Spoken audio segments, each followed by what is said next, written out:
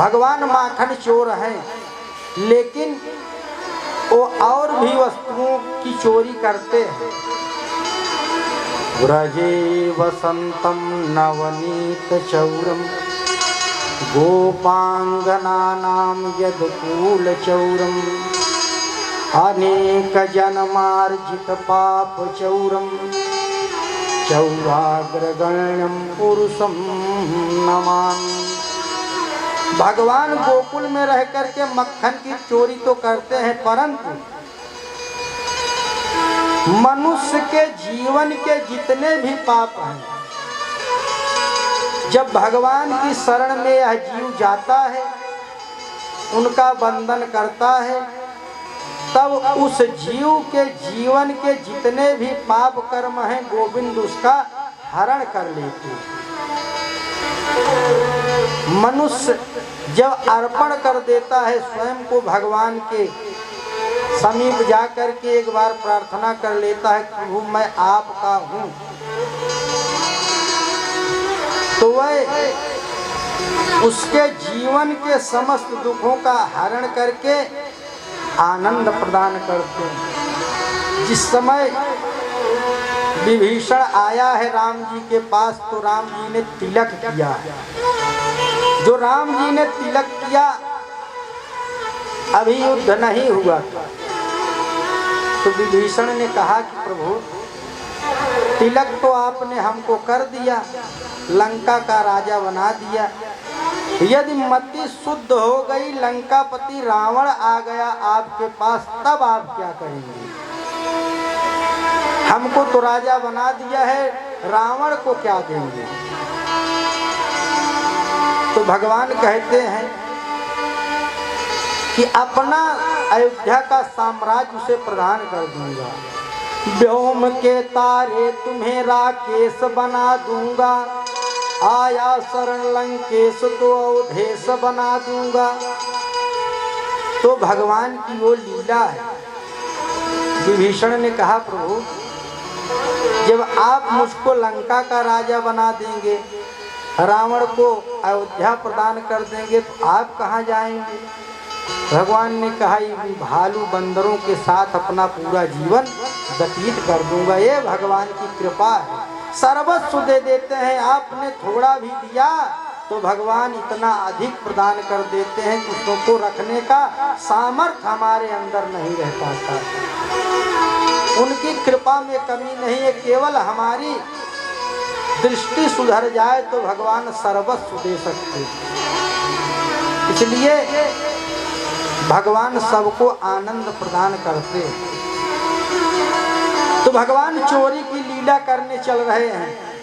श्री दामा इत्यादि से कहा कि आज चोरी करो। सबने कहा ठीक, जो आदेश सरकार। विद्यालय खुल गया, चोरी का प्रशिक्षण भी प्रारंभ हो गया। रात में सब चोरी करने गए अपने अपने घर। सुबह हुई, जो सब आए तो श्री दामा अपनी पीठे पकड़े चले आ रहे हैं। कन्हैया ने कहा क्या हुआ भैया, मक्खन खाए? कन्हैया श्री दामा ने कहा मक्खन नहीं भैया, लठ बड़ी जोर की पड़ी है। कुछ सफल हुए कुछ विफल हुए, तो भगवान ने सबको ट्रेनिंग देना प्रारंभ किया। पूरा एक विद्यालय ही खोल लिया। भगवान आगे आगे मुखिया बन करके, जितने भी ग्वाल थे सब पीछे पीछे मक्खन खाने के लिए चल पड़े। चोरी इतनी जोरदार प्रारंभ हो गई कि चारों तरफ चोरी ही चोरी हो रही है। आज भगवान की चोरी लीला बड़ी अद्भुत है। आइए हम लोग भगवान की उस लीला का दिव्य दर्शन करते हैं।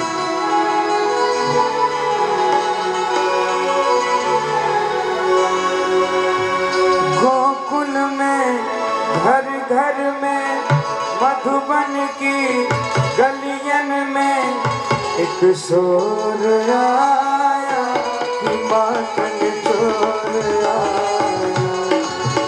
एक शोर आया कि माखन चोर आया। गोकुल में घर घर में, मधुबन की गलियन में एक शोर आया कि माखन चोर आया।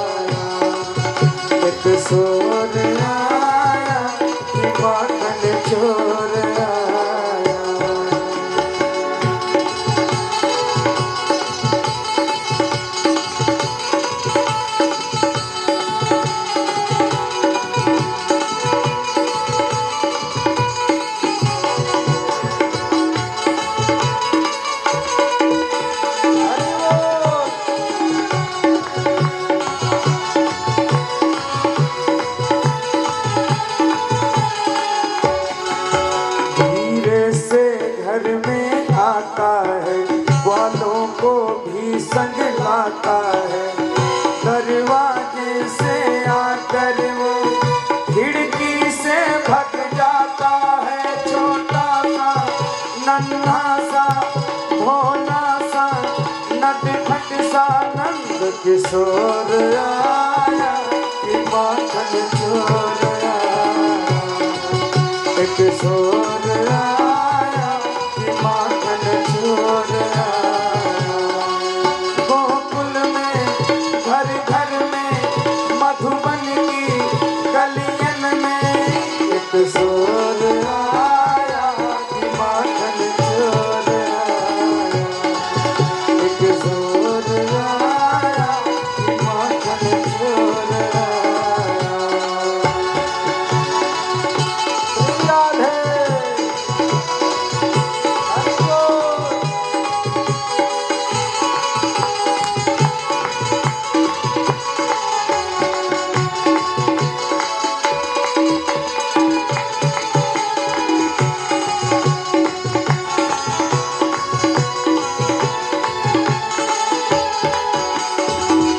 पहले तो बंसी बजाता है, फिर सबको पास बुलाता है।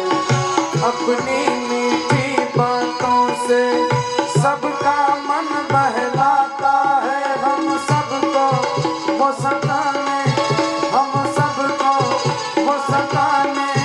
चित चोर आया कि माखन चोर आया।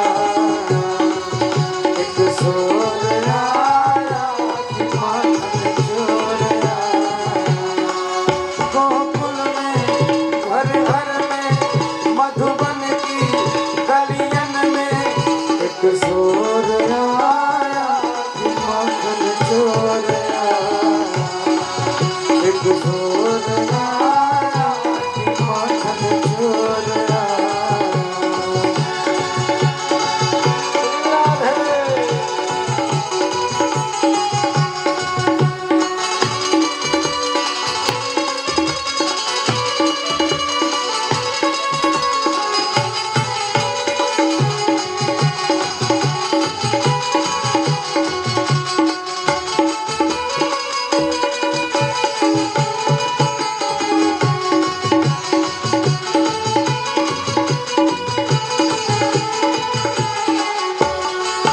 मधुबन में गाय चराता है, वृंदावन रास रचाता है।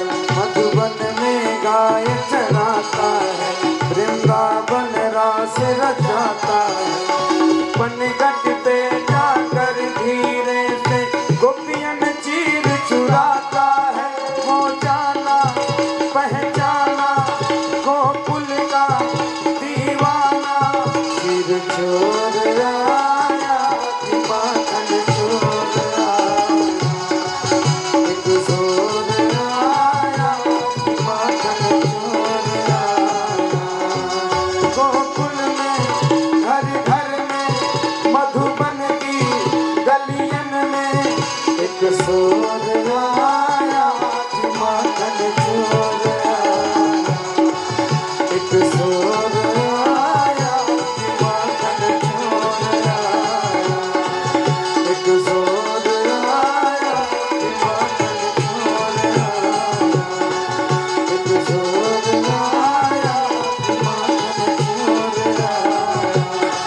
एक किशोर आया कि माखन चोर आया। भगवान का नाम हुआ माखन चोर। बोलिए माखन चोर कन्हैया लाल की। पूरे गोकुल में बड़ा प्रभु ने आनंद दिया। एक दिन मैया यशोदा मक्खन मथ रही। समस्त सेविकाओं की छुट्टी करके स्वयं मक्खन निकाल रही थी दही से। किस लिए कि कन्हैया को मक्खन बड़ा प्रिय था। एकदा गृहदा दासी सुयशोदानंद गेहनी करमहंतर नियुक्तासु निर्ममंथ स्वयं दधी। मैया यशोदा स्वयमेव दधी का मंथन कर रही है। उस समय जोरदार भूख लगी हुई थी। कन्हैया को दौड़ते हुए आए, मैया का पल्लू पकड़ लिए कि मैया मुझे भूख लगी है, कुछ पिला दो, दूध पीऊंगा। तो मैया का दुग्ध पान करने लगे। कौन? कन्हैया। मैया गोदी में लेकर के कन्हैया को बैठ गई दूध पिलाने के लिए। कन्हैया दूध पीते, मैया को देखते, मैया कन्हैया को देखती तो कन्हैया के मन में एक लीला सूझी। उन्होंने कहा, मैया ये बताओ, मुझसे प्रेम करती हो कि दूध से? तुमको पूत प्रिय है कि दूध प्रिय है? मैया ने कहा, बेटा तुझसे प्रिय तो मुझे संसार में कुछ है ही नहीं। इतने में अंगीठी पर रखा हुआ दूध विचार कर रहा है कि यदि कन्हैया मैया के दूध से तृप्त हो जाएंगे तो मुझे कौन पिएगा। कन्हैया ने लीला की अंगीठी पर रखा हुआ दूध उबलने लगा। जो दूध उबल करके बहने लगा तो मैया कन्हैया को नीचे उतार करके दूध अंगीठी से उतारने के लिए दौड़ी तो कन्हैया को क्रोध आ गया। जो कन्हैया को क्रोध आया तो दौड़े हुए कमरे के अंदर गए। जितने भी माठ मटके थे सबको डंडे से तोड़ करके जितना भी दधी मक्खन था सब जमीन पर गिरा दिया। मैया दूध उतार करके आई, देख रही है तो कन्हैया दिख नहीं रहे तो कमरे से दूध दही मक्खन की धार बह रही है। जो दौड़ करके मैया गई, कन्हैया को देखा तो मैया बड़ी जोर से डांटी। कन्हैया डर गए। मैया जैसे पकड़ने के लिए दौड़ी वैसे कन्हैया खिड़की से निकल करके आंगन में आ गए। तो मैया ने दौड़ा लिया कन्हैया को, आज छोड़ूंगी नहीं। एक डंडी लेकर के मैया दौड़ रही है। कन्हैया आगे आगे, मैया पीछे पीछे। घंटे 2 घंटे हो गई। जितना देरी हो रही है कन्हैया को पकड़ने में, मैया का क्रोध उतना ही अधिक बढ़ रहा है। पसीने से मैया लथपथ हो गई। उन्होंने कहा, कन्हैया रुक जा। कन्हैया ने कहा, मैया रुकूंगा नहीं, मारोगी। तो मैया ने कहा, कन्हैया मारूंगी नहीं, रुक जा। तो कन्हैया ने कहा, मैया छड़ी क्यों ले रखा है तुमने? मैया ने कहा, इसी से तेरी पूजा करूंगी, मारूंगी नहीं। कन्हैया ने कहा, सच्ची मैया? हाँ हाँ बे कन्हैया, इसी से पूजा करूंगी तुम्हारी। जो इतना कहा तो कन्हैया रुक गए। जो कन्हैया रुके तो मैया छड़ी लेकर के पहुंची। डरे हुए कन्हैया मैया की तरफ देख रहे। मैया ने कहा, आज इसको सजा बिना दिए छोड़ूंगी नहीं। कन्हैया रस्सियों से बांधने लगी। कन्हैया को मैया रस्सियों से बांधने लगी। जो बांधने लगी तो रस्सी छोटी पड़ जाती 2 अंगुल। तदपि द्वय अंगुलम न्यूनम यदि यदा दत्त बंधनम। जो बंधन बांधती तो 2 अंगुल रस्सी कम पड़ जाती। अब मैया परेशान, पूरे घर की रस्सी ला दी, फिर भी कन्हैया ना बंधे, क्योंकि भगवान अबद्ध हैं, बंधते नहीं हैं। जो अबद्ध है वो बंधता नहीं, बांधने में बड़ा परिश्रम होता है। तो भगवान को बांध रही है, भगवान बंध नहीं रहे हैं। तो मैया ने भी संकल्प कर लिया कि आज बिना बांधे छोड़ूंगी नहीं। बड़ा विलंब हो गया, भगवान बंध क्यों नहीं रहे हैं? जब कोई भक्त बनने का नाटक करता है, भक्त के स्वरूप को धारण करता है, तब अहंकार में रहता है, लेकिन स्वरूप भक्त का धारण करता है, तब भगवान उसे नहीं मिलते। चोला तो पहन लिया है, भगवान को बांधना है, लेकिन भगवान मिल क्यों नहीं रहे हैं? क्योंकि अहंकार है, इसलिए भगवान नहीं मिल रहे। दूसरा कारण क्या है? भक्त ने उतना परिश्रम नहीं किया जितने में भगवान बंध जाए। तो जीव करे परिश्रम, भगवान करे कृपा। भक्ति में जब कमी होती है, भक्त पूर्ण रूप से भक्ति जब अपनी कर देता है, जब भक्ति नहीं करता है तब एक अंगुल की कमी वो होती है, दूसरी भगवान कृपा न करे यही 2 अंगुल की कमी जीवन में रहती है। जीव करे परिश्रम, भगवान करे कृपा, 2 अंगुल की कमी समाप्त हो जाती है। तो भगवान को पकड़ करके मैया ने कहा आज गोकुल की पूरी रस्सी समाप्त हो जाए, बिना बांधे नहीं छोड़ूंगी। हठ कर लिया, हठ संकल्प कर लिया।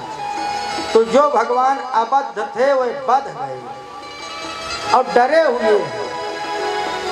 भगवान डरे हुए, जिनकी केवल भ्रिकुट भंग के भय से सागर सप्त उबलते देखा, उनको माँ यशोदा के भय से अश्रु बिंदु दिग ढलते देखा। वह भगवान डरे हुए हैं। क्यों? मैया अनंत प्रेम करती है। जब भगवान से कोई अनंत प्रेम करता है तो भक्त भगवान को खींच लेता है, क्योंकि भक्त सूत्रोपनवधा, भगवान भक्ति के सूत्र में बंधते हैं। भक्ति का सूत्र कोई रस्सी नहीं है जोरदार, केवल प्रेम का बंधन है। उस प्रेम के बंधन में भगवान बंध जाते हैं। जो अबद्ध हैं, जो बंधते नहीं, वे बंध जाते हैं। भगवान को बांध दिया किससे? उखल से। क्यों? क्योंकि ये भागे न, डरे हुए हैं कहीं भाग न जाए लाला। इसलिए मैया ने कन्हैया को उखल से बांध दिया। जब उखल से बांध दिया तो मैया अपने कार्य को करने लगी, दैनिक कार्य में लग गई मैया। इधर भगवान उखल को खींचते हुए नंद भवन के द्वार पर पहुंचे, जहां अर्जुन के 2 वृक्ष थे। उन दोनों वृक्ष के मध्य से होते हुए जब गोविंद गए तो दोनों वृक्ष टूट गए। जो दोनों वृक्ष टूटे उसमें से 2 दिव्य पीतांबर पहने हुए 2 पुरुष प्रकट हुए। उन दोनों ने भगवान का दर्शन किया, भगवान का वंदन किया। वह दोनों दर्शन करके आज बड़े प्रसन्न हैं। क्यों? क्योंकि साकार भगवान का दर्शन कर रहे हैं, इसलिए वह दर्शन पा रहे हैं। क्योंकि भगवान बंधे हुए हैं। जो अबद्ध है, जो निराकार है, उसका चिंतन करना बड़ा कठिन है। साकार का चिंतन दर्शन बड़ा सुलभ है, लेकिन जब निराकार का चिंतन होता है तब उसका दर्शन नहीं हो पाता है। जब आप स्वप्न देखते हैं, जीव सोता है, शयन करता है, स्वप्न देखता है, तो क्या कभी भगवान भी दिखते हैं? कहीं राक्षस दिखता है तो कहीं यमराज दिखते हैं, कहीं भैंसा दिखता है तो कहीं प्रेत दिखते हैं। लेकिन क्या जिसने भगवान का स्वरूप धारण करके धारावाहिक सीरियल में आया हुआ है, क्या वो भी कभी दिखता है? क्योंकि उसने भगवान के स्वरूप को धारण किया, वह भी नहीं दिखता है। किसी विलन का आप दर्शन कर सकते हैं स्वप्न में, हीरो का दर्शन कर सकते हैं, लेकिन जिसने भगवान के रोल को किया है उसका दर्शन नहीं हो पाता है। क्योंकि भगवान अबद्ध है। जब तक वो पराकाष्ठा नहीं होगी तब तक भगवान नहीं मिलते। लोग कहते हैं कि माला जप करते हुए महाराज नींद आ जाती है। क्या हमने उनसे कहा क्या कभी पैसा गिनते हुए नींद आती है? उन्होंने कहा नहीं महाराज। हमने कहा क्यों नहीं आती? क्योंकि महाराज 1 2 3 4 5 6 7 8 गिनना पड़ता है उसमें। हमने कहा उसमें भी तो नाम गिनना पड़ता है। नींद कब नहीं आएगी? जब उस नाम जप का आप अर्थ लगावेंगे तो निद्रा नहीं आएगी। उस नाम का अर्थ लगावेंगे तो निद्रा कभी भी नहीं आएगी। भगवान के स्वरूप का जब चिंतन करेंगे तो निद्रा नहीं आएगी। ये तो सुखासन है। भगवान में जब ये जीव लीन होता है तो निद्रा आ ही जाती है, तो स्वाभाविक है। लेकिन उसी समय सावधान होना चाहिए। व्यक्ति को जब सावधान हो जाएगा तो भगवान की कृपा स्वयं बरसने लगेगी। क्योंकि किसी अच्छी वस्तु को प्राप्त करने में बड़ी कठिनाई होती है। वैसे भगवान तो परम सत्ता है, उनको प्राप्त करने में बड़ी कठिनाई हो रही है। कहते हैं महाराज बड़े अवरोध आते हैं भगवान को पाने में। तो बताइए, जब कहीं कोई बालक नौकरी की खोज में निकलता है तो कई बार विफल भी होता है, फेल भी होता है, उसके बाद जा कर के नौकरी को प्राप्त करता है। वैसे ही जब परम पिता को प्राप्त करना होगा तब उसमें तो बड़ी परीक्षाएं होंगी। जब आप सीढ़ी पर चढ़ेंगे तब उस समय माया भी आएगी, भगवान को पाने नहीं देगी। माया से पार होना है तब सीढ़ी बाई सीढ़ी चढ़ना होगा। आप यदि छत पर चढ़ रहे हैं तब सीढ़ी से चढ़ रहे हैं। सीढ़ी से चढ़े तो कभी कभी जो छत पर चढ़ता जाता है एक सीढ़ी, जैसे किसी को सफलता मिलती जाती है तो उसके मन में अहंकार के बीज अंकुर निकलते हैं। तब वह जब अंकुर निकलता है तो उसके पतन का वह कारण बन जाता है। जब आप सीढ़ी से छत पर चढ़ते हैं, जब छत पर एक पैर हो दूसरा पांव आपका सीढ़ी पर हो, सीढ़ी से पांव उठाने लगे, किसी से कह देंगे भैया सीढ़ी की आवश्यकता नहीं, खींच लो, नीचे वाले ने सीढ़ी को खींच लिया, तब आपका बैलेंस बिगड़ा, तब क्या होगा, सीधे नीचे आएंगे। सीढ़ी हटवाने की आवश्यकता नहीं, आप छत पर चले गए, सीढ़ी स्वयं छूट गई। तो वह दोनों भगवान का बड़ा दिव्य दर्शन कर रहे हैं। क्यों कर रहे हैं? क्योंकि भगवान बद्ध हैं, इस समय भी बंधे हुए हैं। जब अबद्ध हो जाएंगे तो उनका दर्शन नहीं होगा। दोनों ने दर्शन किया भगवान का, वही चले गए। परीक्षित कहते हैं गुरुदेव वह दोनों कौन थे जो जड़ वृक्ष हो गए थे? आद्राच्छेदर्जुनौ पूर्वम गुह्यकौ धनतात्मजौ पुरा नारद शापेन वृक्षताम प्रापितौ मदात। नारद के श्राप के द्वारा एक कुबेर के पुत्र थे, नलकूबर मणिग्रीवा। मणिग्रीव और नलकूबर ये दोनों थे, दोनों भाई हैं, कुबेर के पुत्र हैं। ये दोनों उन्मत्त होकर के मदिरा पान करके स्नान कर रहे थे, क्रीड़ा कर रहे थे। उस समय नारद जी गए। जो नारद जी गए तो नारद को देख करके इन्होंने प्रणाम नहीं किया। जब नारद को देख करके इन दोनों ने प्रणाम नहीं किया तो नारद ने श्राप दे दिया कि तुम उद्दंड हो, तुम लोग उद्दंड हो जाओ, जड़ हो जाओ। जड़ होने का श्राप दे दिया। दोनों ने बड़ी प्रार्थना की तो नारद जी ने कहा जाओ, तुम्हें भगवान का सानिध्य प्राप्त होगा। तो भगवान की कृपा हुई, महात्माओं का श्राप ही कृपा बन जाती है। तो भगवान चाहते तो दर्शन दे करके दूर से ही दोनों को उस वृक्ष की योनि से मुक्ति दे सकते थे, लेकिन महात्मा नारद ने ये श्राप दिया था कि सानिध्य प्राप्त होगा, इसलिए भगवान दोनों के मध्य से होकर के निकले, दोनों को सानिध्य मिला। राजन, भगवान अब बड़े हो गए, 4 वर्ष के हो गए। जो ये उपद्रव हुआ तो नंद बाबा ने विचार किया कि यहाँ गोकुल में बड़े उपद्रव हो रहे हैं। अब नंद बाबा ने सोचा कि अब यहाँ नहीं रहना है, समस्त गोपों ग्वालों को लेकर के, गऊओं को लेकर के वृंदावन चल पड़े। सब वृंदावन आए, वृंदावन में रहने लगे। तो बड़े बड़े गोप गऊओं को चराने के लिए जा रहे थे। कन्हैया ने भी जिद कर दी मैया से, मैया मैं भी गैया चराने जाऊंगा। मैया ने कहा कन्हैया भी तुम छोटे हो, 4 वर्ष के हो, बड़े हो जाओ तब गौ चारण के लिए तुम्हें जाना। भी छोटे छोटे बछड़ों को लेकर के जाओ, उन्हीं को तुम घास फूस चराओ।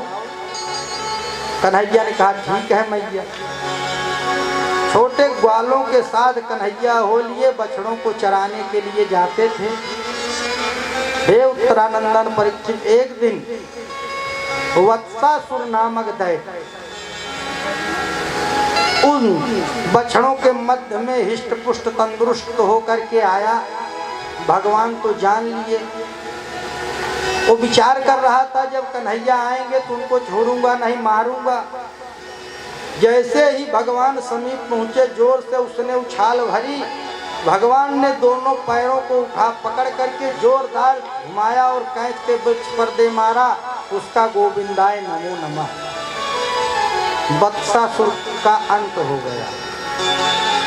इसीलिए कहा भगवान गौ और बछड़ों के लिए ही आए थे इस संसार में, उनकी सेवा के लिए, उनकी रक्षा के लिए, तो बछड़े को क्यों मारा। भगवान कहते हैं यदि असली महात्मा में नकली महात्मा प्रवेश कर जाते हैं तो उनको छोड़ता नहीं, सीधे अंदर करता। इसलिए भगवान ने क्या किया, नकली को मार गिराया। भगवान असली नकली की पहचान बड़ी जल्दी करते। तो स्वरूप इतना भी सुंदर बना करके आया, लेकिन भगवान ने उसे छोड़ा नहीं। राजन, एक दिन भगवान जब गए प्रातःकालीन बेला में बछड़ों को लेकर के, उस समय बकासुर नामक दैत्य बगुले का स्वरूप धारण करके गोविंद के ऊपर अपने चोंच से प्रहार किया, तो भगवान ने उसे भी मार दिया। जब कोई भगवान को पकड़ना चाहता है कपट का स्वरूप धारण करके, बगुले का स्वरूप है कपट का। बगुला ऊपर से तो बड़ा श्वेत होता है, अंदर से बड़ा कपटी होता है, इसको कपटी कहा जाता है। यदि कोई कपटी आ जाए तो भगवान उसको भी नहीं छोड़ते। कोई बड़ा सुंदर स्वरूप बना करके आता है तो लोग उसी के जाल में फंस जाते हैं। एक बार की बात है, जो बरसात की सीजन व्यतीत हुई तो सरोवर में लबालब जल भरा हुआ था, तो बगुला पहुंच गया। सुबह जब होते ही सूर्य की पहली किरण पड़ती तो बगुला उसी सरोवर में ठंड के समय एक पैर पर खड़ा रहता। जब सूर्यास्त होता तब वह बगुला उस सरोवर से जाता, तो धीरे धीरे करके सरोवर की जितनी मछलियां थी सब कम होने लगी। एक बूढ़ी मछली ने कहा कि हमारा परिवार धीरे धीरे समाप्त हो रहा है, कारण क्या है। और मछलियों ने कहा चल करके पूछा जाए कि एक बड़े तपस्वी महात्मा आए हैं। कौन आया है। एक महात्मा ऐसे आए हैं जो सुबह आ जाते हैं, शाम को जाते हैं, एक पांव पर खड़े होकर के तप करते रहते हैं सरोवर में। सब मछलियां पहुंची तो बगुला देख करके बड़ा प्रसन्न हुआ, आज तो बड़ा आहार मिलेगा। तो मछलियों ने कहा महाराज आप ये बतावें कि हमारा परिवार बहुत बड़ा था, अब हमारा परिवार धीरे धीरे करके छोटा होता जा रहा है। जो आपके आश्रम में आता है महाराज वो वापस नहीं जाता है। तब बगुले ने कहा कि मैं उनको बड़े परम धाम अपने भेज देता हूँ जहाँ से कोई वापस नहीं आता है। यन गत्वा न निवर्तन्ते तद धाम परमम ममम, ऐसे परम धाम को भेजता हूँ जहाँ से कोई वापस नहीं आता। ऐसे कपट के स्वरूप को भी भगवान स्वीकार नहीं करते। उसका मर्दन करने के बाद भगवान ने ग्वालों से कहा कि भैया कल हम लोग बड़े सुबह कलेवा इसी जंगल में आकर के करेंगे। तो बालकों ने कहा ठीक है भैया। कन्हैया सब अपने घर से जो दही था, मक्खन था, अचार था, चटनी, भात सब ले लेकर के पोटली में बांध करके जंगल में आए। जब वृंदावन के उस सुंदर पावन जंगल में पहुंचे तो ग्वालों के साथ कन्हैया खेल रहे थे। खेल कौन सा हुआ? लुक्का छुपी का खेल हुआ। सबने कहा आज भैया चोर कौन होगा? ग्वालों ने कहा आज कन्हैया चोर होगा, हम लोग छिपेंगे, हमें खोजेगा। कन्हैया ने कहा ठीक है भैया। कन्हैया ने आंख बंद की, सब लोग छिप गए, छिपने का स्थान खोज रहे। तो उसी समय हे राजन, अघासुर नामक दैत्य अजगर के स्वरूप में आकर के मुख फाड़ करके बैठा हुआ था वृंदावन में। गोप लोगों ने कहा बड़ी सुंदर गुफा दिखाई पड़ रही है, चलो इसी गुफा में हम लोग प्रवेश कर जाते हैं। कन्हैया खोजेगा जल्दी पाएगा नहीं। जो अजगर के मुख में प्रवेश कर रहे हैं तो उसकी जिह्वा जो है लाल लाल दिख रही है। लाल जिह्वा को देख करके किसी ने कहा भैया ये अजगर तो नहीं है, और ग्वालों ने कहा भैया अजगर तो नहीं है, ये लगता है वृंदावन है। वृंदावन में तो हम लोग कभी आए नहीं, यहाँ महात्मा लोग निवास करते हैं। वृंदावन में एक सुंदर सी गुफा है जिसमें कालीन बिछी हुई है। एक ने कहा भैया कालीन क्यों बिछी हुई है? दूसरे ने कहा देखते नहीं हो महात्मा लोग जूता चप्पल कुछ पहनते नहीं है, नंगे पांव चलते हैं, पैर में कांटे न चुभ जाए, इसलिए गुफा के द्वार से ही कालीन बिछा दी गई है कि महात्माओं के पैर में पीड़ा ना हो, महात्मा लोग अंदर आ जाएं। तो कुछ आगे बढ़े तो अजगर के दांत श्वेत श्वेत बड़े बड़े दिखाई पड़े। किसी ने कहा, एक ग्वाले ने कहा भैया लगता है अजगर के दांत ही है, ये अजगर ही है। दूसरे ग्वाला ने कहा भैया अजगर नहीं है, ये दांत भी नहीं है। तब क्या है भैया? ये बड़े बड़े खूंटे लगाए गए हैं, खूंटियाँ गाड़ी गई हैं। किस लिए भैया? जो महात्मा लोग बड़ी बड़ी गठरी लेकर के आते हैं, जो प्रवेश करें इस गुफा के अंदर तो अपनी गठरी इसी में टांग करके तब जाएं जिसकी बड़ी गठरी हो। धरा धरोष्टो जलदातो रोष्टो दया अनंतो गिरिशृंग दृष्टा। और आगे बढ़े तो गरम गरम श्वास आ रही थी। जो अजगर अघासुर ले रहा था श्वास, वो गर्म गर्म श्वास थी। किसी ने कहा भैया हो न हो ये अजगर ही है, एक ने कहा भैया अजगर नहीं है। तब महात्मा लोग अंदर गुफा में बैठे हैं, श्वास जो जोर से लेते छोड़ते हैं वही श्वास आ रही है गरम गरम। फिर आगे बढ़े तो दुर्गंध आना प्रारंभ हो गई। एक ग्वाला ने कहा भैया लगता है कि ये अजगर ही है, अभक्त का भक्षण किया है, इसके मुख से दुर्गंध आ रही है। तो ग्वाले ने कहा कि ना भैया ये अजगर नहीं। तब अरे महात्मा लोग देखते नहीं, बड़ी बड़ी जटा दाढ़ी बाल रखे रहते हैं, अपने ही शरीर का ज्ञान ध्यान नहीं रहता है, भगवान के भजन में आनंदित रहते हैं। कोई जीव जंतु आया होगा, मर गया होगा, गंध कर रहा है।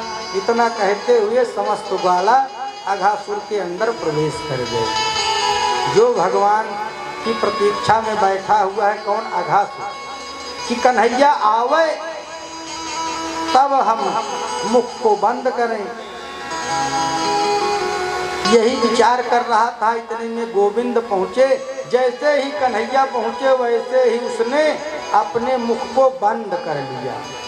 जो मुख को बंद किया तुरंत कन्हैया उछल करके उसके श्वास रंध्र में, श्वास नली में जा बैठे। जब श्वास नली में बैठे तो उसको श्वास लेना ही बड़ा कठिन हो गया, श्वास ना ले पाया। पूर्णो तरंगे पवनो निरुद्धो मूर्धन विनिष्पाट विनिर्गतो वही। श्वास लेना जब दुर्लभ होगा तो उसका ब्रह्मरंध्र फट गया। जो ब्रह्मरंध्र फट गया तो समस्त ग्वालों को लेकर के गोविंद बाहर आ गए। जो बाहर आए तो बड़े जोर जोर की जय जयकार हुई राजन। इसके बाद है उत्तरानंदन परीक्षित, यह कथा जाकर के 1 वर्ष के बाद बालकों ने अपने घर में जाकर के कही। तो परीक्षित ने कहा गुरुदेव अभी तक तो जो कार्य गोविंद करते थे बालक सब शाम को जाकर के बता देते थे, आज ऐसा क्या कारण हुआ कि 1 वर्ष के बाद जाकर के बता रहे हैं? ब्रह्मण कालांतर कृतम तत्कालीनम कथम भवेत यत कहो मारे हरि कृतम जगु पौडंग के अरभका। 1 वर्ष के बाद क्यों जाकर के कही? तो सुखदेव महामुनि कहते हैं परीक्षित, जब जय जयकार हुई, जोरदार अघासुर का प्राणांत हुआ, तो वह जय जयकार पहुंची कहाँ तक? ब्रह्मलोक तक। ब्रह्मा जी ने सोचा कि चल करके भगवान का दर्शन किया जाए। जो ब्रह्मा जी ब्रह्मलोक से आए तो देख रहे हैं कन्हैया बालकों के हाथ से जूठा मीठा लेकर के खा रहे हैं। जो जूठा मीठा लेकर के खा रहे हैं तो ब्रह्मा जी को मोह हो गया, ये कौन से भगवान है, बालकों का जूठा मीठा खाते हैं, ये भगवान तो नहीं हो सकते हैं, इनकी परीक्षा ली जाए। इतने में बछड़े दूर चरने के लिए निकल गए थे। ग्वालों ने कहा हम जा कर के लाते हैं। कन्हैया ने कहा तुम लोग बैठो, मैं लेकर के आऊँगा। जो कन्हैया बछड़ों को लाने के लिए गए तो ब्रह्मा जी बछड़ों को ही हर लिए लेकर के ब्रह्मलोक चले गए। उधर बछड़े नहीं मिले। जो कन्हैया वापस आए तो ग्वालों को भी लेकर के ब्रह्मा जी चले गए। इधर न ग्वाल न उधर बछड़े, तो कन्हैया सब जान गए, वो अंतर्यामी सब कुछ जान गए। तब भगवान जितने भी ग्वाल बछड़े थे, जितनी रस्सी नेती थी, उतना स्वरूप बना करके गोविंद चलते रहे। हे राजन, ब्रह्मा जी जब आकर के देख रहे हैं कि जितने ग्वाल बछड़े ब्रह्मलोक में, उतने ही ग्वाल बछड़े इस भूलोक में, ब्रह्मा जी बड़े व्याकुल हुए कि हाय हाय दुनिया वालों, हमने ये क्या कर दिया, बड़ी भूल हो गई है। ब्रह्मा जी ग्वाल बछड़ों को ला करके भगवान के सम्मुख उपस्थित कर दिया। जो भगवान के सम्मुख लेकर के आए तो भगवान से आज प्रार्थना करने लगे ब्रह्मा जी। ब्रह्मा जी 40 श्लोकों में भगवान की बड़ी सुंदर स्तुति गाई है। आइए हम लोग ब्रह्मा जी के साथ भगवान की सुंदर स्तुति करते हैं। नौमीडते भ्रवपु से तडिदम्बराय, नौमीडते भ्रवपु से तडिदम्बराय, गुंजावतंस परिते छल सन्मुखाय, गुंजावतंस परिते छल सन्मुखाय, नौमीडते प्रभु से तडिदम्बराय, नौमीडते प्रभु से तडिदम्बराय, गुंजावतंस परिते छल सन्मुखाय, गुंजावतंस परिते छल सन्मुखाय। आज भगवान की स्तुति ब्रह्मा जी कर रहे हैं क्या कि हे प्रभु, पूरे ब्रह्मांड में त्रैलोक में आप जैसा भगवान नहीं है, कोई भी नहीं है आपके जैसा। जो आपके घुंघराले काले केस हैं वो बादल मेघ के समान बड़े सुंदर लगते हैं प्रभु। आप जो बैकुंठ का त्याग करके जो वृंदावन गोकुल आ गए हैं तो यहाँ की शोभा बड़ी सुंदर हो गई है। और हे प्रभु, लक्ष्मी मैया भी आपके पग चिन्हों का चिंतन करते हुए, दर्शन करते हुए यहाँ पर आ गई। ब्रह्मा जी स्तुति गाने लगे भगवान। वन सृजे कवलबे त्रविसाण बेनु, वन सृजे कवलबे त्रविसाण बेनु, लक्ष्मण श्रिये विदुपदे पशुपांडराय, लक्ष्मण श्रिये विदुपदे पशुपांडराय, लक्ष्मण श्रिये विदुपदे पशु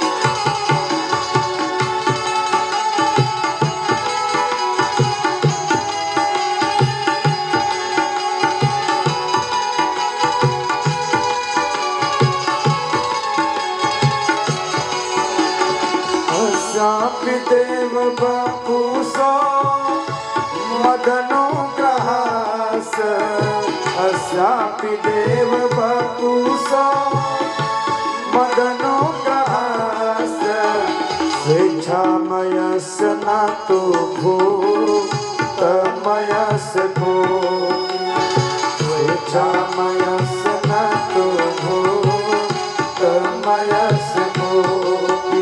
ब्रह्मा जी आज भगवान से कह रहे हैं प्रभु भक्त आपके श्री विग्रह का दर्शन करते हैं जिससे ये संपूर्ण संसार प्रकाशवान हो जाता है। प्रभु आप जैसा भगवान तो न पहले कोई हुआ न आपके बाद कोई होगा। आप त्रैलोकाधिपति हैं। हे प्रभु मुझे क्षमा करिए, मेरे मन में जो ये भ्रांति उत्पन्न हुई इसको दूर करते हुए प्रभु हमारे इस अपराध को क्षमा करिए। आज ब्रह्मा जी भगवान की स्तुति कर रहे हैं। अस्यापि देव बपुस मदनुग्रहास अस्यापि देव बपुसो मदनुग्रहास अस्यापि देव बपुसो मदनुग्रहास अस्यापि देव बपुसो मदनुग्रहास स्वेच्छामयस्य न तु भूतमयस्य भूति स्वेच्छामयस्य न तु भूतमयस्य भूति से महितुमसि तुम मनसा करेण स्वेच्छामयस्य न तु भूतमयस्य से महितुमसि तुम मनसा करेण साक्षात् तवैव किमुता मस्तु साक्षात् तवैव किमुता सुखानुभूतै साक्षात् तवैव किमुता सुखानुभूतै साक्षात् तवैव किमुता सुखानुभूतै। भगवान की बड़ी सुंदर स्तुति 40 श्लोकों में ब्रह्मा जी ने गाई, लेकिन भगवान ने एक बार भी दृष्टि ब्रह्मा जी की तरफ न डाली। तो ब्रह्मा जी डर गए, भगवान की 3 परिक्रमा की। इत्याविष्टूय भूमानं त्रिः परिक्रम्य पादयोः नत्वाभीष्टं जगद्धाता स्वधाम प्रत्यपद्यत। ब्रह्मा जी ने 3 परिक्रमा की, भगवान की ओर चले गए। परीक्षित कहते हैं गुरुदेव ब्रह्मा जी इतने जानकार केवल 3 ही परिक्रमा किए, जबकि परिक्रमा की विधि है किस देवता की कितनी परिक्रमा करनी चाहिए, लेकिन ब्रह्मा जी ने तो बहुत बड़ी गड़बड़ी कर दी। सुखदेव महामुनि कहते हैं हाँ राजन, परिक्रमा की विधि क्या है, किस देवता की कितनी परिक्रमा करनी चाहिए। एका चंड्या रवि सप्तः त्रिस्त्रः कार्या विनायके हरे चतुरस्त कर्तव्य शिवस्य अर्ध प्रदक्षिणा। देवी जी की दुर्गा जी के मंदिर में जावें तो कितनी परिक्रमा केवल 1 करें, लेकिन लोग विधि बना ली है 3 परिक्रमा करनी है, तो फल वो नहीं प्राप्त होता है। कितना भी आप दर्शन करें, यदि ज्ञान आपका सोया हुआ है तो आपको दर्शन का फल नहीं प्राप्त हो पाएगा। एका चंडा माँ के मंदिर में जावे तो देवी जी केवल 1 परिक्रमा करें। रवि सप्त सूर्य नारायण की 7 परिक्रमा करनी चाहिए। गणेश भगवान की 3 प्रदक्षिणा करनी चाहिए। नारायण की 4 परिक्रमा करनी चाहिए। भोलेनाथ की आधी परिक्रमा करनी चाहिए। तो भोलेनाथ की परिक्रमा क्यों आधी करनी चाहिए, उसके अर्घ्य का उल्लंघन नहीं करना चाहिए। भगवान का निर्माल्य जो है शिव का नहीं पान करना चाहिए। अक्सर लोग मंदिर में जाते हैं, शिव के अर्घ्य से जो भी जल निकलता है उसका भी पान कर लेते हैं। इससे बड़ा दोष लगता है। इसलिए दुर्गा मैया की केवल आधी, दुर्गा मैया की एक, सूर्य नारायण की 7, गणेश जी की 3, नारायण की 4, शिव जी की आधी, यही परिक्रमा की विधि है। इसके विपरीत करेंगे तो फल आपको प्राप्त नहीं होने वाला है। तो ग्वालों से पूछा गया कि ब्रह्मा जी क्यों तीनों परिक्रमा करके भाग लिए?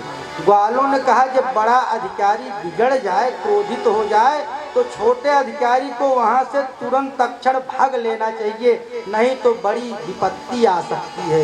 इसलिए बड़ा अधिकारी क्रुद्ध है तो ब्रह्मा जी तीनों परिक्रमा किए, सोचे 40 श्लोकों में प्रार्थना की तब भी बात नहीं बनी, 3 बार प्रदक्षिणा किए फिर भी बात नहीं बनी, तो ब्रह्मा जी वहां से अंतर ध्यान होकर के भाग लिए। तो भगवान हे उत्तरानंदन परीक्षित, ऐसे ही भगवान ने अघासुर का मर्दन किया।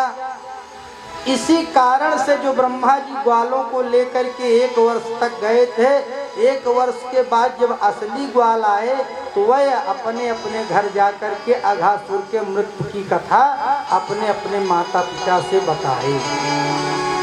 हे उत्तरानंदन परीक्षित, अब भगवान बड़े हो गए। कार्तिक शुक्ल पक्ष महीना आया, तिथि हुई अष्टमी। उसी दिन भगवान गौ चारण के लिए गए, इसीलिए इसको कहते हैं गोपाष्टमी। इस दिन गौ का पूजन करने से बड़ा लाभ मिलता है। इसी दिन ही नहीं, जब गौ का पूजन प्रतिदिन किया जाता है तो परम लाभ मिलता है। भगवान बड़े हो गए, अपने सुंदर पैरों से जिन नख पद चंद्रिका के दर्शन के लिए बड़े बड़े योगींद्र मुनींद्र लालायित रहते हैं, उस नख पद चंद्रिका से उस वृंदावन की भूमि को परम पवित्र कर रहे हैं गोविंद। ततश्च पौगंडवयः श्रितौ ब्रजे बभूवतुस्तौ पशुपाल सम्मतौ गाश्चारयन्तौ सखभिः समं पदैर्वृन्दावनं पुण्यमतीव चक्रतुः। भगवान आज बड़े हो गए, बड़े होकर के गौचारण करने के लिए गए तो कहाँ पहुँचे? तालवन में, जहाँ धेनुकासुर नामक एक दैत्य निवास करता था। उस दैत्य के द्वारा उस तालवन में सुंदर सुंदर फल थे, कोई जाता नहीं था। ग्वालों ने कहा दाऊ दादा, कन्हैया ने तो बार बार हम लोगों की रक्षा की, लेकिन दाऊ दादा आज हम लोग चाहते हैं आपके द्वारा हम लोगों को सुंदर फल खाने को मिले ताल वृक्ष में। दाऊ दादा कहे चलो सब लोग। जो सब लोग गए तो दाऊ दादा ताड़ के वृक्ष को पकड़ करके जोर से हिलाया, पके हुए सुंदर फल गिरने लगे। जो फल के गिरने की आवाज हुई तो धेनुकासुर के कान में वो आवाज पहुंची, तो गधे का स्वरूप बना करके दौड़ता हुआ आया। फलानि तत्र भूरिणे पतन्ति पतितानि च संत किन्मत्तरुद्धानि धेनुकेनु दुरात्मना। वह दुष्ट दैत्य गधा का स्वरूप बना करके आया। जैसे ही दाऊ के ऊपर प्रहार करना चाहा, दाऊ ने दोनों पैर को पकड़ा, जोर से घुमा करके मारा, गोविंदाय नमो नमः। जितने भी बालक थे अपने साथ सुंदर सुंदर फल लेकर के चल दिए। सब घर पर आए तो कन्हैया के मन में आनंद लेने की सूझी। सब बालक आए, क्योंकि उस दिन कन्हैया आज गौचारण के लिए गए हुए थे, तो मैया ने भोज रखा था, अपने यहाँ सबका भोजन रखा था। सब ग्वाल आएंगे, भोजन करेंगे। भोजन करने के लिए जब ग्वाल बैठे तो कन्हैया ने कहा मैया आज तो गजब हो गया। मैया ने कहा क्या हुआ कन्हैया? कन्हैया ने कहा मैया कुछ पूछो मत, गजब ही हुआ। मैया ने कहा बताओगे नहीं तो जानूंगी कैसे? कन्हैया ने कहा मैया आज गजब हुआ, दाऊ दादा ने गधा मार दिया। अब दाऊ बिगड़ गए कि ये मारे तो राक्षस, मैं मारूं तो गधा। कन्हैया ने कहा मैया मेरा विश्वास न हो तो श्री दामा से पूछ लो। श्री दामा ने कहा मैया सच्ची कह रहा हूँ, भोजन की थाली सामने है, दाऊ दादा ने गधा ही मारा। अब दाऊ दादा और क्रुद्ध हो गए कि ये मारे तो राक्षस, मैं मारूं तो गधा। आज से इसकी पार्टी अलग, हमारी पार्टी अलग, अलग अलग पार्टी बन गई। भगवान दूसरे दिन ग्वालों को लेकर के जमुना जी के पुलिन पर जैसे जेठ के महीने में दोपहरी में पहुंचते हैं, गौओं ने जमुना जी का जल पिया।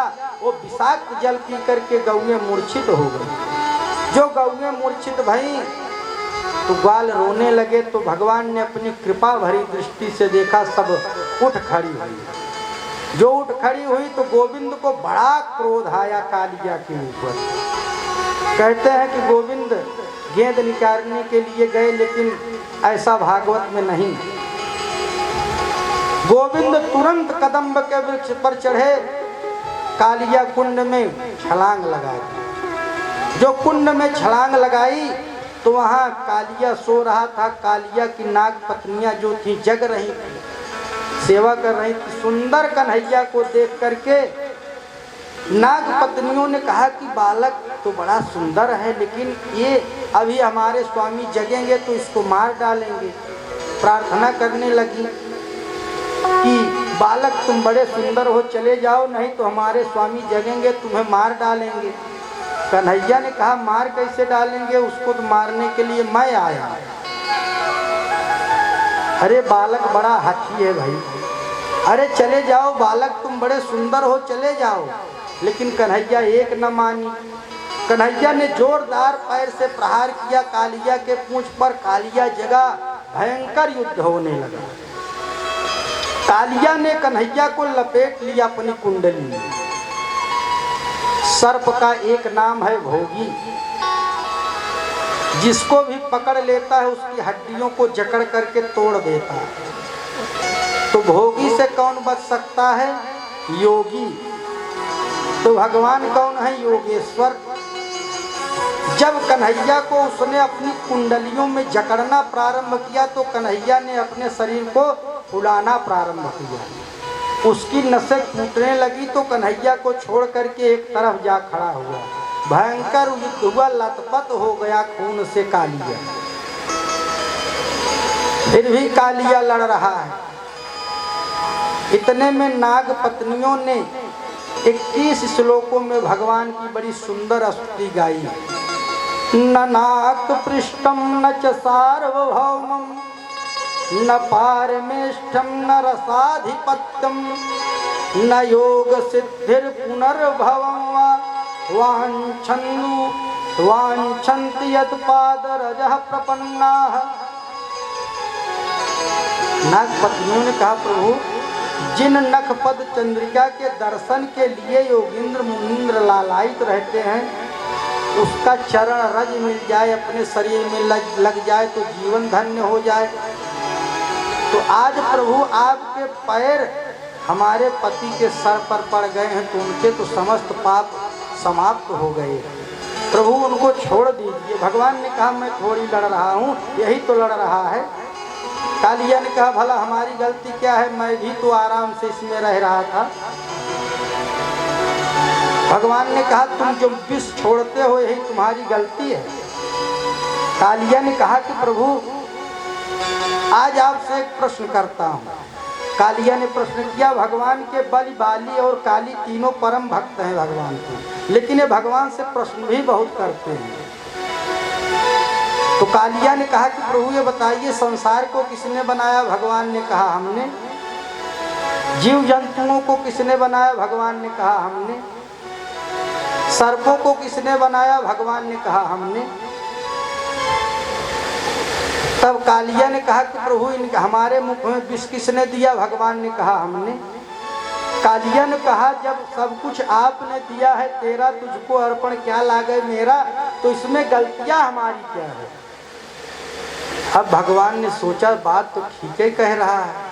कालिया ने कहा विष ना दिया होता प्रभु, हमारे मुख में विष के ही कारण लोग हमको जहाँ देखते हैं लाठी डंडे से मार देते हैं, इतने पर उनका मन नहीं भरता तो हमारे मुख को लाठियों से कूच देते हैं, तब हमको छोड़ते हैं मार करके।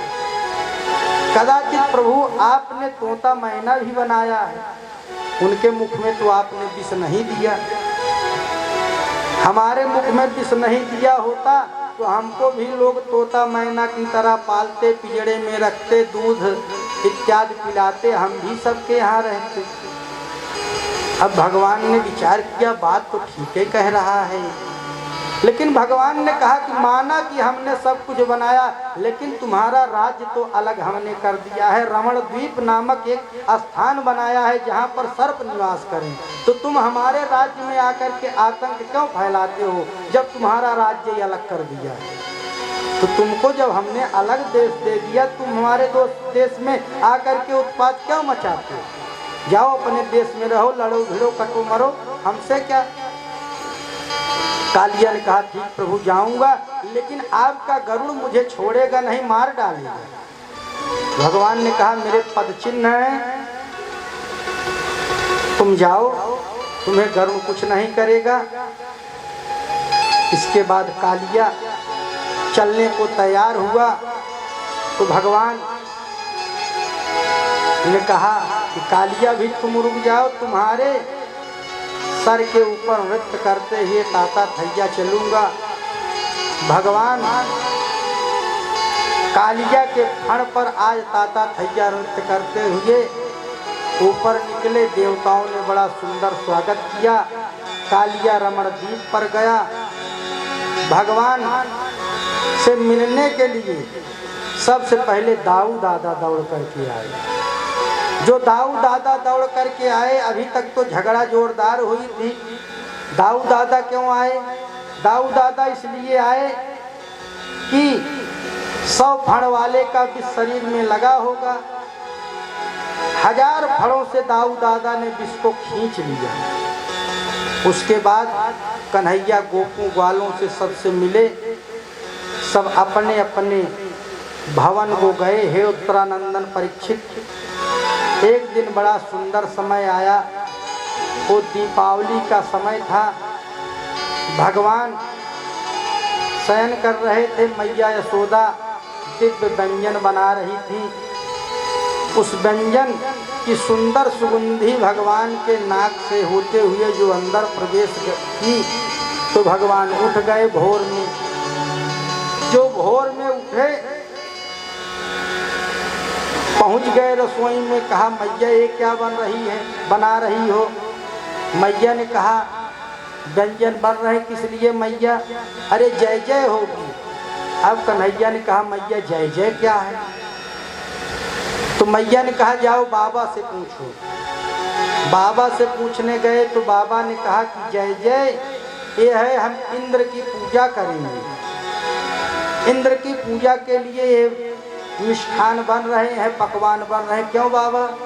क्योंकि इंद्र वर्षा करते हैं जिससे अन्न की उपज होती है। तो भगवान ने कहा हमारा तो काम अन्न उपज करना है नहीं, हमारा तो काम है दूध बेचना, गौ पालन। तो हमारे गौओं को चारा तो गिरिराज गोवर्धन देते हैं, तो पूजन इंद्र का क्यों करते हैं?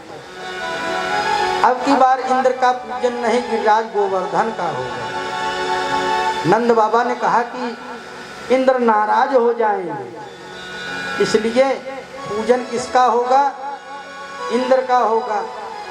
तो भगवान ने कहा बाबा हमने सुना है, जाना है, शास्त्रों में लिखा है, इस संसार में कोई किसी के सुख दुख का साथी नहीं है। क्यों?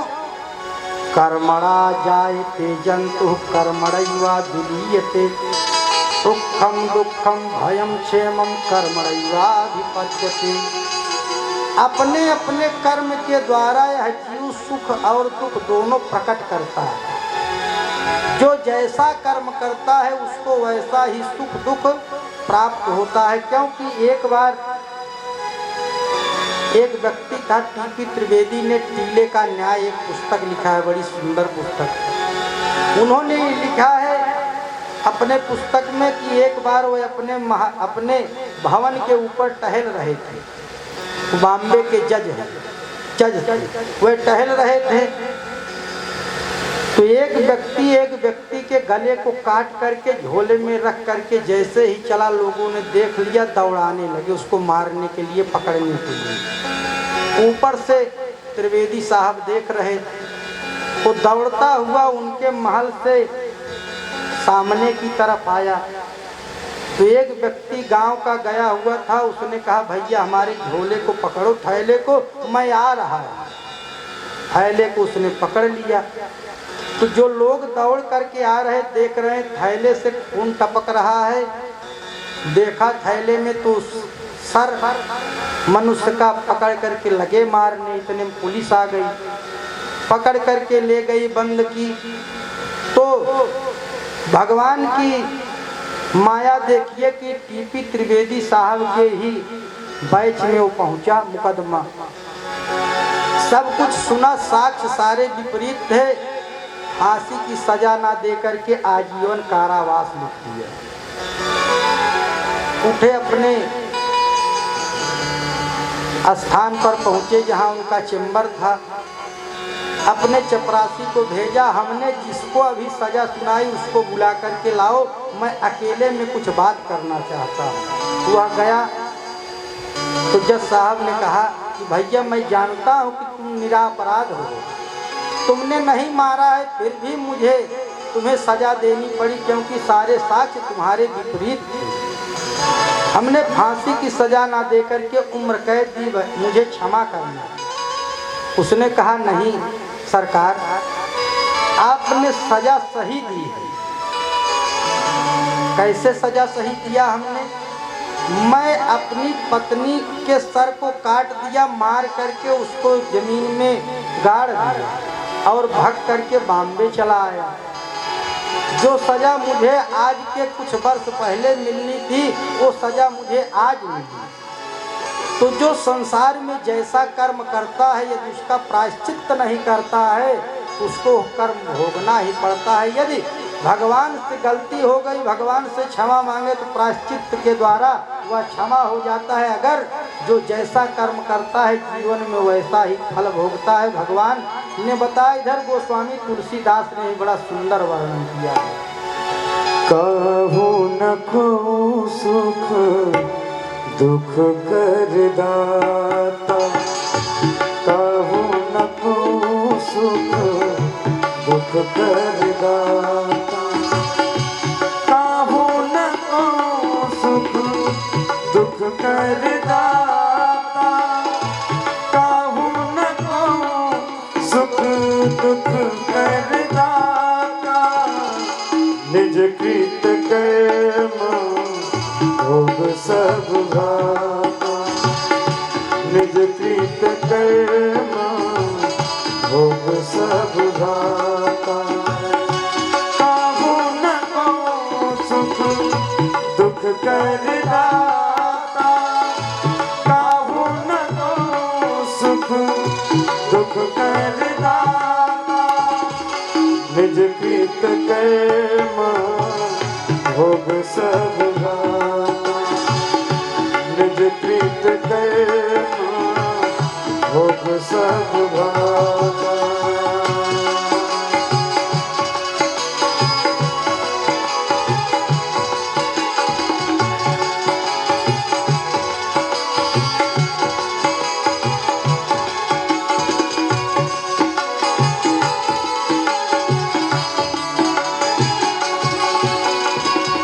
कर्म प्रधान देश रच रखा, जो जस करे सो तस फल चाखा, कहू न को सुख दुख कर दाता, कहू न को सुख दुख कर दाता,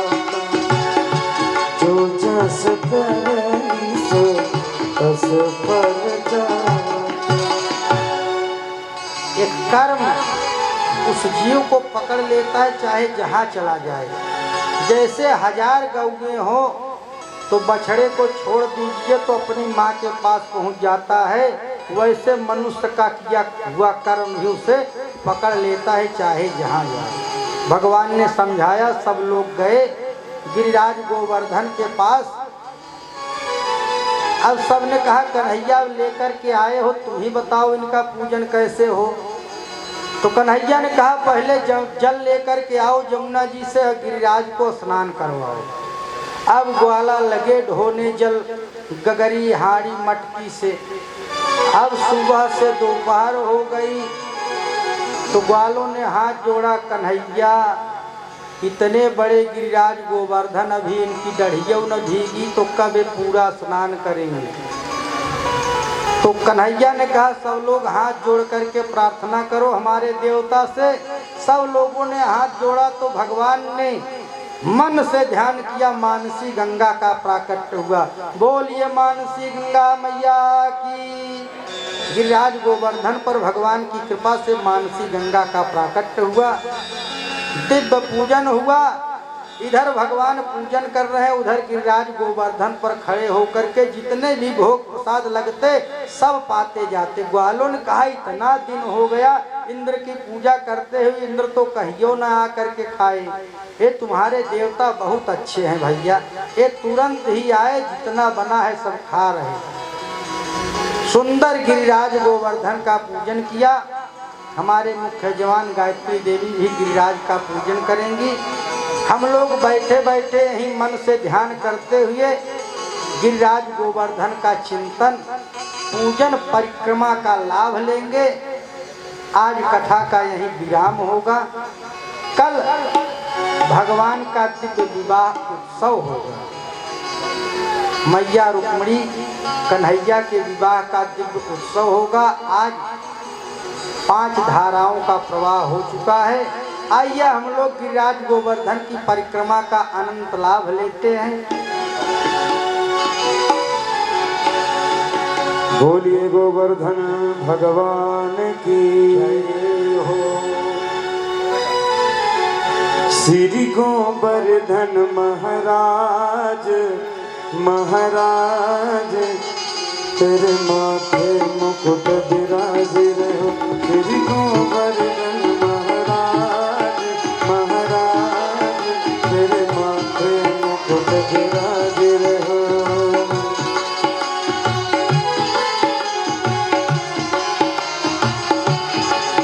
तो पे पान चढ़े तो पे फूल चढ़े, तो पे पान चढ़े तो पे फूल चढ़े, और चढ़े दूध की धार हो धार, तेरे माथे मुकुट विराज रहे। श्री गोवर्धन महाराज, तेरे माथे मुकुट विराज रहो। और हमारे यजमान के परिवार के जितने भी सदस्य हैं सब गोवर्धन भगवान के पास आ जाएं। सभी लोग बारी बारी से पूजन करते रहेंगे। आचार्य जी हमारे पूजन करा रहे हैं। श्री गोवर्धन महाराज, तेरे माथे मुकुट विराज रहे। श्री गोवर्धन महाराज, तेरे माथे मुकुट विराज रहो।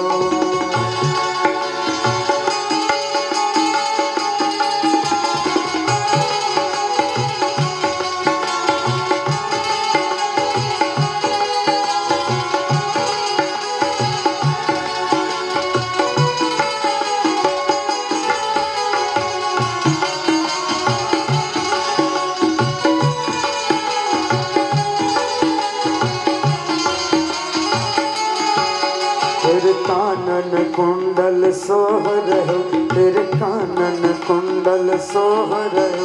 तेरी झांकी बनी विशाल विशाल, तेरे माथे मुकुट विराज रहो।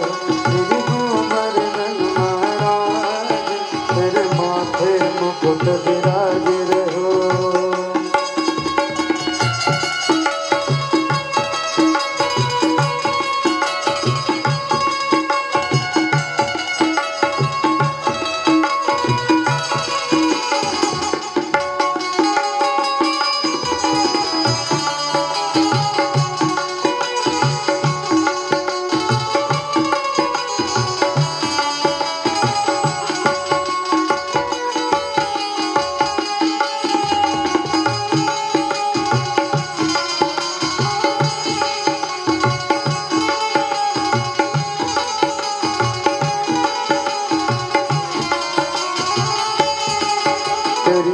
सात कोस की परिक्रमा, तेरी सात कोस की परिक्रमा, चकले चकले चकले स्वर विश्राम विश्राम, तेरे माथे मुकुट विराज श्री गोवर्धन महाराज महाराज, तेरे माथे मुकुट विराज श्री गोवर्धन महाराज महाराज, तेरे माथे मुकुट विराज रहो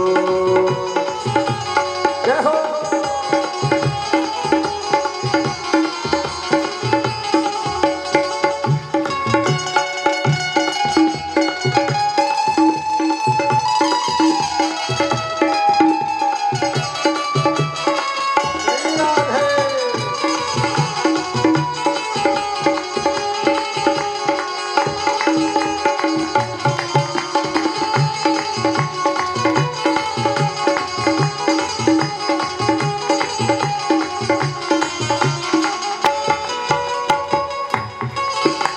सभी लोग भगवान गोवर्धन का ध्यान करते हुए जैसे ब्रजवासी आज ध्यान कर रहे हैं। जो गोवर्धन भगवान की पूजा करता है, गोवर्धन भगवान का ध्यान करता है, गोवर्धन भगवान उसके जीवन में जो संकट हैं उसका हरण कर लेते हैं। जैसे गोवर्धन भगवान ने ब्रजवासियों का संकट दूर किया था, उसी प्रकार से अपने भक्तों का संकट दूर करते हैं और जीवन में मंगल और आनंद प्रदान करते हैं जो गोवर्धन भगवान की पूजा करते हैं। इसीलिए सभी लोग दोनों हाथों से तालियां बजाते हुए गोवर्धन भगवान का ध्यान करें।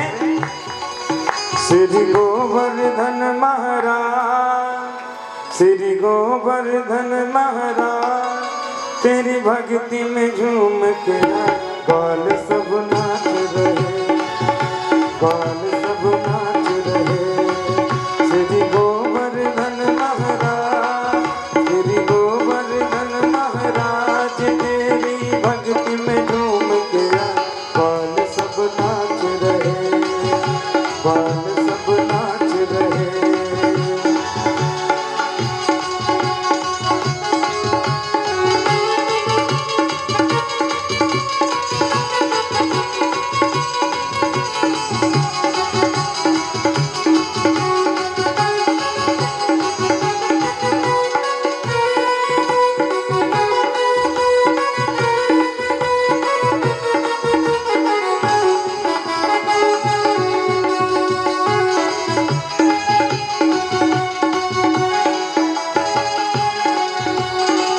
कानों में तेरे कुंडल सोहे, कानों में तेरे कुंडल, कानों में तेरे कुंडल सोहे, कानों में तेरे कुंडल, तेरे ठोड़ पे हीरा लाल, तेरे ठोड़ पे हीरा लाल, तेरी झांकी बनी दिशा, बाल सब नाच रहे, बाल सब नाच रहे। श्री गोवर्धन महाराज, श्री गोवर्धन महाराज, तेरी भक्ति में झूम गया, बाल सब नाच रहे, बाल सब नाच रहे। बोलिए गोवर्धन महाराज की जय हो। सभी भक्त अब अपने यथास्थान पर लोग हैं पूजन करना और लोग पूजन करना चाह रहे हैं, तो बारी बारी से आइए। गोवर्धन भगवान का पूजन आचार्य जी हमारे थोड़ा सा ध्यान दीजिए।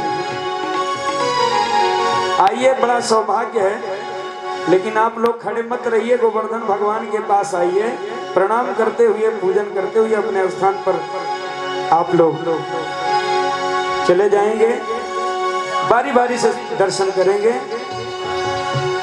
गोवर्धन महाराज हो तो से लागी लगनिया, गोवर्धन महाराज हो तो से लागी लगनिया, लागी लगनिया हो लागी लगनिया, लागी लगनिया हो लागी लगनिया।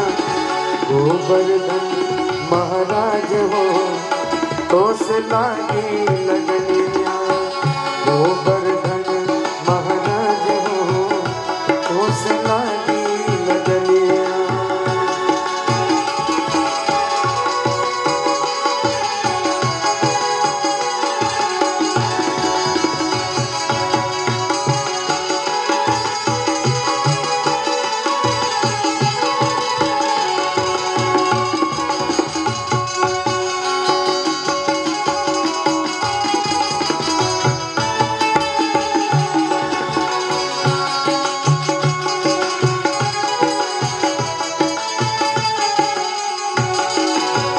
लागी लगनिया हो लागी लगनिया लागी लगनिया हो लागी लगनिया सुंदर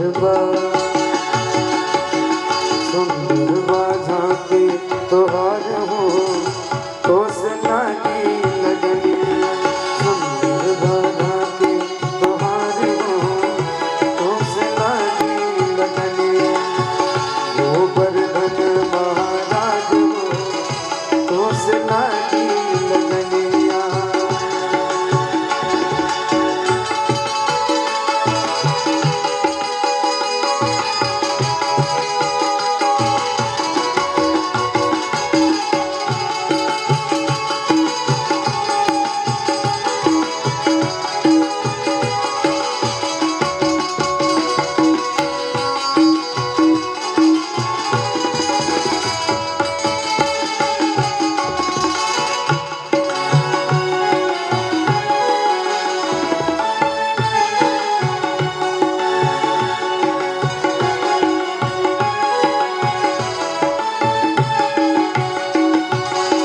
सूरज चंदा आरती उतारे सूरज चंदा आरती उतारे पवन बुहारे दुआर हो तो से लागी लगनिया पवन बुहारे दुआर हो तो से लागी लगनिया गोवर्धन महाराज हो तो से लागी लगनिया गोवर्धन महाराज हो तो से लागी लगनिया गोवर्धन महाराज हो तो से लागी लगनिया।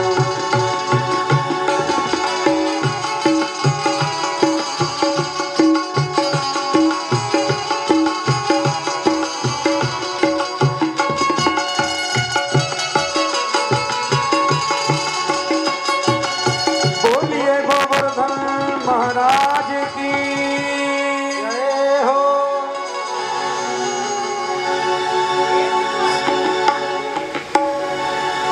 सभी लोग अपने यथा स्थान पर खड़े हो जाएं। आइए हम सभी लोग भगवान की दिव्य मंगलमयी आरती करेंगे। हरिः ओम ज्वालामालिन्ये नमः। हरिः ओम एतद्गं हविः प्रजननं मे अस्तु दश वीरगो सर्वगणभू स्वस्ति आत्मसनि प्रजासनि पशुसनि लोकसन्नभयसनि अग्निं प्रजां बहुलां मे करोतन्नं भयो देवो अस्मासु दत्तः।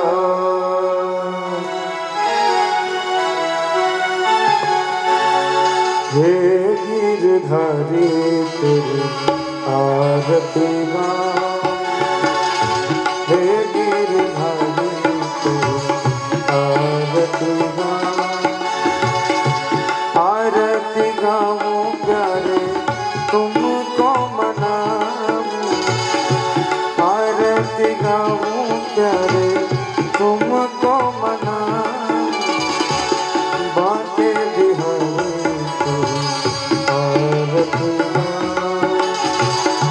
बाके बिहारी तो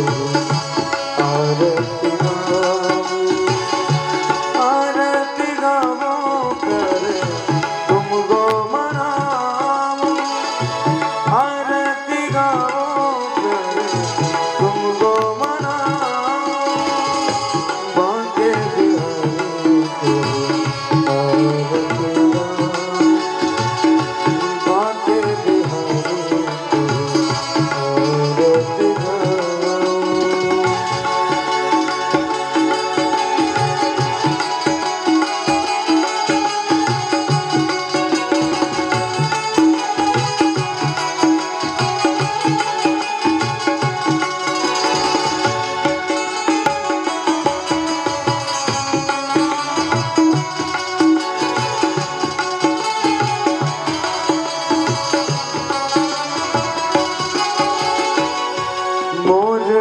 मुकुट प्रभु शीस पे सोहे, मोर मुकुट प्रभु शीस